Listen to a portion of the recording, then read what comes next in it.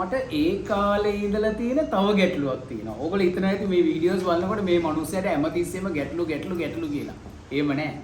මම පුංචි කාලේ ග්‍රේඩ් 5 වල ඉගෙන ගන්න කාලේ ඉඳලා පොඩි ගැටලුවක් තිබුණා. මොකක්ද දන්නවද? ඒක තමයි මේ ජලබීතිකා වෛරසය කොහොමද ආවේ? හරිද? එතකොට විවිධ රෝග වලට වෛරස් තියෙනවනේ. දැන් බලන්න ඩෙන්ගු වෛරසය. ඩෙන්ගු වෛරසය කොහෙන්ද ආවේ? ඒඩ්ස් වෛරසය.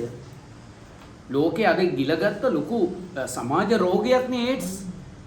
මේ වෛරස් කොහෙන්ද ආවේ කියන එක මට ලොකු ගැටලුවක්. මම ග්‍රේඩ් 5 ඉගෙන ගන්න පුංචි කාලේ ඉඳලම මේකට උත්තර හොයනවා. උත්තර නැහැ. මට නිකන් හිතන දේ ඔයගලන්ට කියන්නද? වෙන ග්‍රහ ලෝකෙන් ආවද? වෛරස් කොහෙන් එන්නද? මගේ සැකේ මම ඔයගලන්ට කියන්නද? මගේ සැකේ තමයි මේ වෛරස් කියන්නේ ජීවි අජීවි ලක්ෂණ දෙකම පෙන්වන එක. වෛරස් යනු සෛලයක් නෙවෙයිනේ. මේක අදන්න පුළුවන්. මගේ සැකේ තමයි මේවා අදපු ඒවා අදලා අපිව විනාශ කරන්න කියලා දාපු ඒවා කියලා මම හිතනවා. ඕගොල්ලෝ මොනවද හිතන්නේ?